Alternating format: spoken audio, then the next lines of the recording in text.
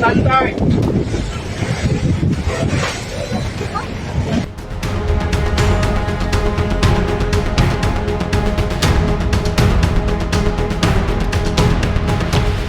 We received the confirmation from Admiral Paparo himself. He said that this will still be the biggest Balikatan exercise despite the war going on in Middle East.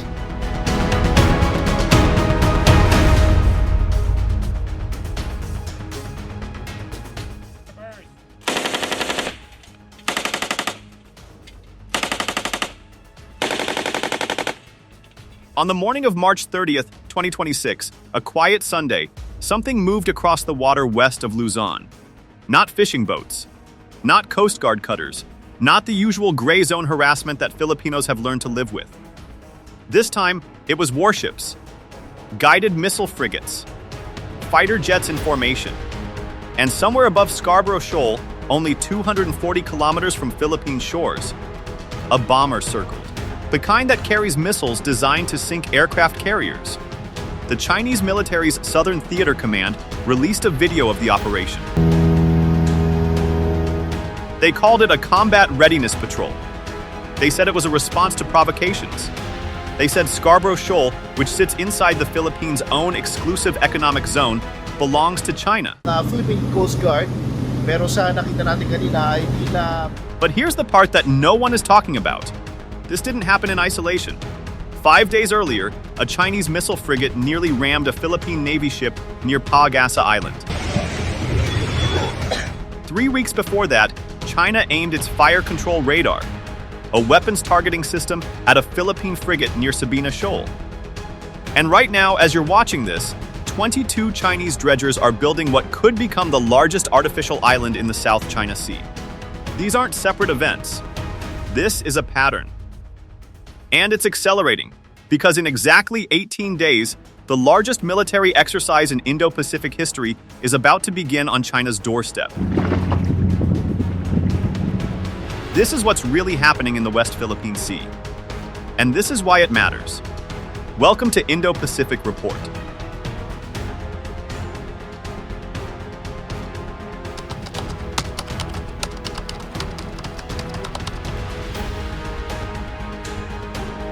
Let's start with what happened on March 30th. China's Southern Theater Command, the military branch responsible for the entire South China Sea, announced it had organized joint naval and air patrols around Scarborough Shoal. State media described the operation as a direct countermeasure to what Beijing calls provocations by individual countries. Such patrols serve as an effective countermeasure to cope with all sorts of rights violation and provocative acts. PLA Southern Theater Command.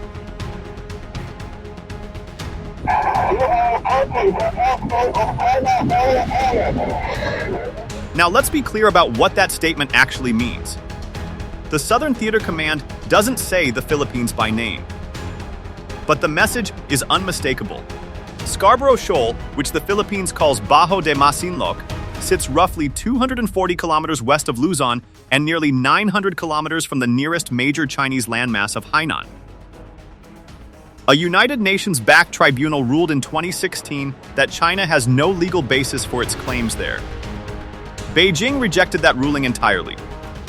China seized control of the shoal in 2012 after a tense standoff with Philippine vessels. Since then, Filipino fishermen who fished those waters for generations have been routinely blocked, harassed, and driven away by Chinese Coast Guard ships. But what happened on March 30th went beyond Coast Guard patrols. The deployment of guided missile frigates, fighter aircraft, and bomber formations represents a deliberate escalation. This wasn't gray zone pressure, the low-level harassment that Beijing uses to gradually normalize its presence. This was the PLA Navy showing its teeth. J. Batong Bakal, director of the Institute for Maritime Affairs and Law of the Sea at the University of the Philippines, has said of similar operations in the past, "It's meant to intimidate. It's definitely meant to send a message, a show of force. And the timing tells you everything." This combat patrol happened just one day after Philippine and Chinese officials met in Guangzhou, China, for diplomatic talks, the first broad discussion on bilateral relations since March 2023. Both sides described the meeting as candid and productive. So, Beijing sent diplomats to talk with one hand and warships to patrol with the other. If you're finding this breakdown useful, take a second to hit that subscribe button. Over 62,000 people already rely on this channel to stay informed about what's happening in the Indo-Pacific. And we cover developments here in real time as they unfold.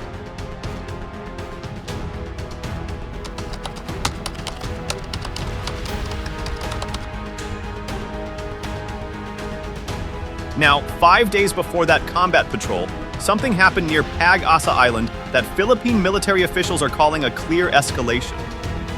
On March 25, 2026, the Philippine Navy's BRP Benguet, a World War II-era landing ship tank that has been in service since 1976, was conducting a routine resupply operation near Pag-asa Island, the largest Philippine-held feature in the Spratly Islands. What happened next was anything but routine.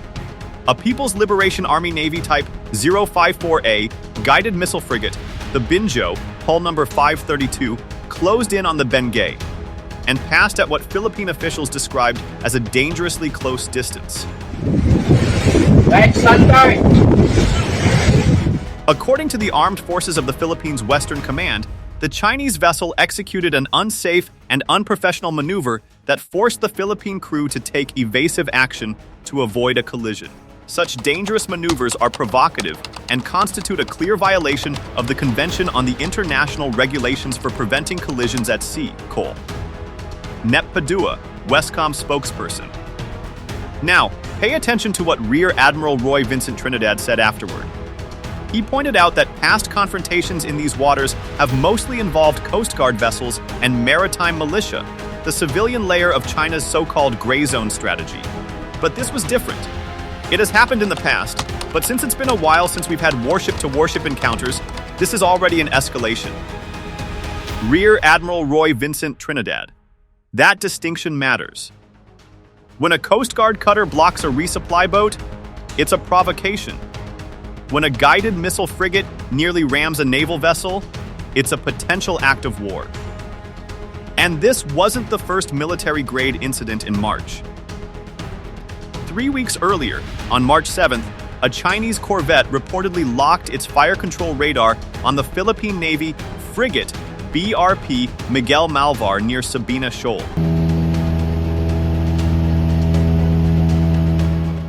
A fire control radar lock means a weapon system is actively targeting you. In any Navy's rules of engagement, that is considered a hostile act. When asked about the incident, Admiral Trinidad said, "We have to understand Chinese warfighting thought, which is to force us to fire the first shot, to force us to escalate the situation." So the Philippines faces a calculation that is becoming more dangerous by the week. Absorb escalation after escalation, or respond and risk being blamed for starting a conflict. Manila, so far, has chosen restraint. But restraint has its limits.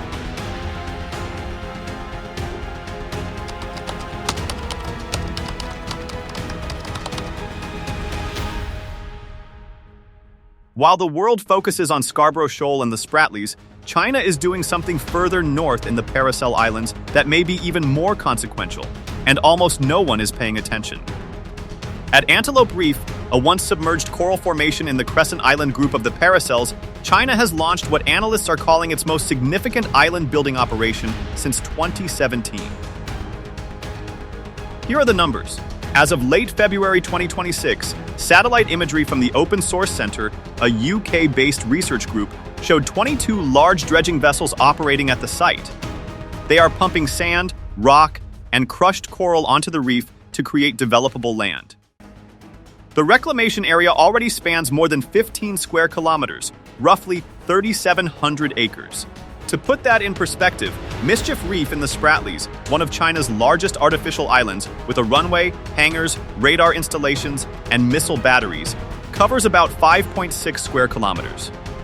Antelope Reef, if construction continues at its current pace, could surpass it. If construction proceeds at the pace seen in satellite imagery, Antelope Reef is set to become China's largest feature in the Paracels and potentially in the entire South China Sea. Asia Maritime Transparency Initiative, CSIS. satellite imagery reveals features consistent with military base construction: straight quay walls for berthing, a sheltered anchorage cleared of obstructions, a carved entrance channel, and ample space for base infrastructure. None of the 22 dredging vessels appear on commercial tracking systems. On public AIS data, the entire area looks empty. This is deliberate invisibility. China is building in the open, but hiding it from the systems the world uses to track maritime activity. And the timing raises critical questions. China officially told the world it had stopped island building operations in the South China Sea over a decade ago. This is the clearest signal yet that Beijing considers that commitment dead. The Philippines doesn't directly claim the paracels. Those are disputed primarily between China and Vietnam. But the strategic implications are enormous.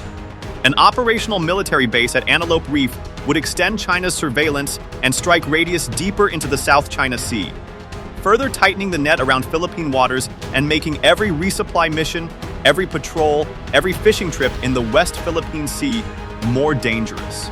This is the slow game. While combat patrols make headlines, island building changes the map permanently. And once a military base is built, it doesn't leave.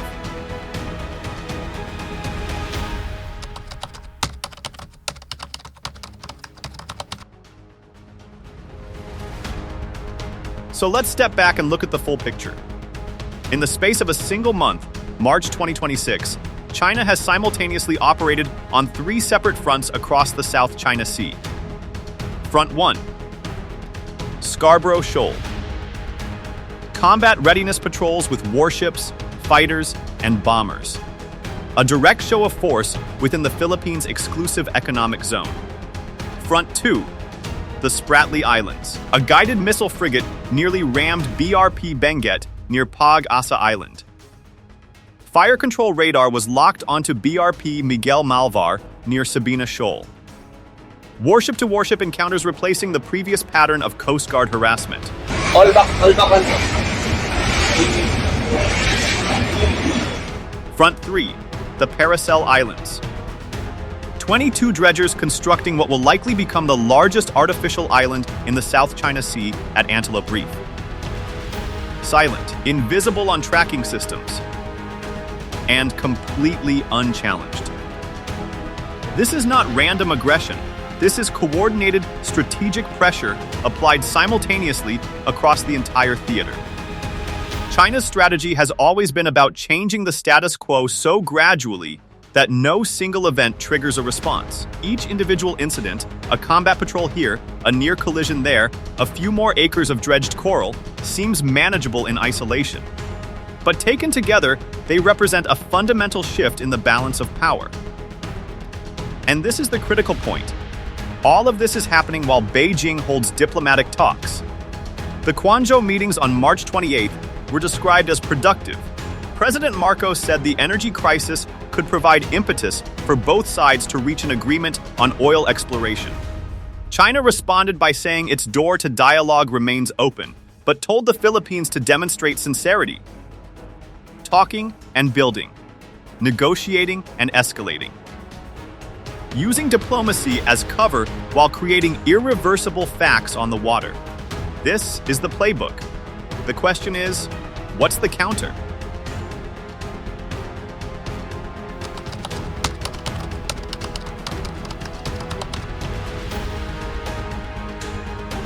The answer, at least in part, arrives on April 20th. Balikatan 2026, the largest annual joint military exercise between the Philippines and the United States, is about to begin. We will be focusing also more intently on cyber exercise. And this year, it is unlike anything the region has ever seen. Armed Forces of the Philippines Chief of Staff General Romeo Brawner confirmed that despite the ongoing U.S. conflict with Iran, the exercise will go forward at full scale. We received the confirmation from Admiral Paparo himself. He said that this will still be the biggest Balikatan exercise despite the war going on in the Middle East. General Romeo Brawner, AFP Chief of Staff. But the real headline is Japan.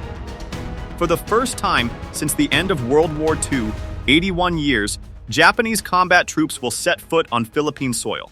After 1945, for the very first time, we will again have Japanese combat troops on Philippine soil. Before, we were on opposite sides. This time, we find ourselves on the same side. General Romeo Bronner. Approximately 1,000 Japanese Self-Defense Forces personnel from the ground, maritime, and air branches will participate. Unlike previous years, where Japan sent only observers or humanitarian trainers, these troops will carry weapons and participate in defensive combat scenarios. The exercise will also include forces from Australia, Canada, New Zealand, and France, with 18 additional countries participating as observers. The Philippine Navy will deploy its most advanced warships, including the Jose Rizal class and Miguel Malvar class guided missile frigates. Balikatan 2026 will focus heavily on the Luzon Strait, the waterway between the Philippines and Taiwan that would serve as the front door for any Chinese military move toward the Pacific. The exercises will incorporate multi-domain operations, meaning land, sea, air, cyber, and space-based training conducted simultaneously. And there is one detail that Beijing will not ignore. The United States has committed to increasing deployments of advanced missile systems to the Philippines, including Typhoon mid-range capability launchers, ground-based platforms that fire Tomahawk cruise missiles with a range exceeding 1,700 kilometers. Deployed in northern Luzon, these missiles can reach deep into southern China. The Chinese embassy in Manila has already responded, calling the missile deployments extremely dangerous and warning they could trigger an arms race. 方一官认为，国家间开展军事安全合作，不应针对第三方或损害第三方利益，不应损害地区的和平稳定。 But here's what China's combat patrol at Scarborough and the near collision at Pag-asa reveal. Beijing may be trying to establish new facts before Balikatan begins. By escalating now, by normalizing warship-to-warship encounters, by conducting bomber overflights of disputed features, by building new islands, China is signaling that no exercise, no matter how large, will change its position. The question is whether this pre-exercise pressure is a sign of confidence or a sign of concern. Because when 20,000 troops from 4 allied nations begin operating on your doorstep, practicing the very scenarios you're trying to prevent, that's not something any military planner can ignore.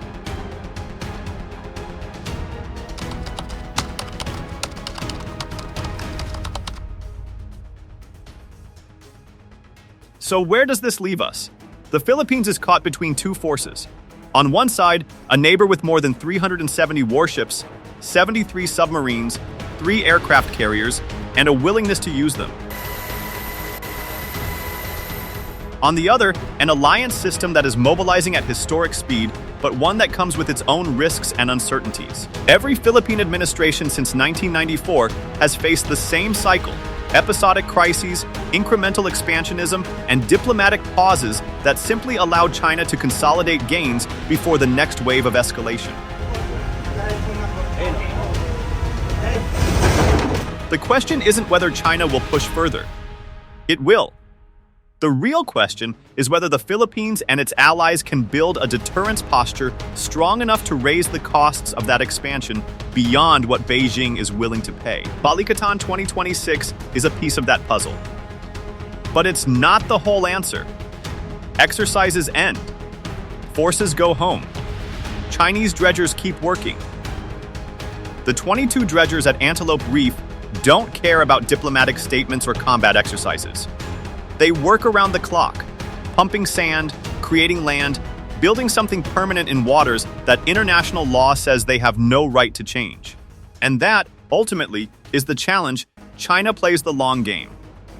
It measures progress not in news cycles, but in square kilometers of reclaimed land, in the slow normalization of warship patrols over features that were once peaceful fishing grounds, in the gradual conditioning of the world to accept its presence as permanent. The only counter to a long game is a longer one. And that requires not just military exercises, but sustained political will, consistent investment in defense capabilities, and the kind of alliance coordination that doesn't fade when the cameras turn away. 18 days from now, Balikatan begins. The eyes of the world will be watching. The question is, will they still be watching on the 19th day?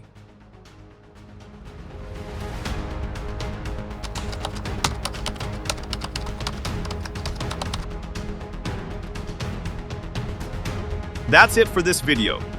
If you found this analysis valuable, hit the like button. It makes a massive difference for the channel. Subscribe if you haven't, turn on the bell, and leave a comment below.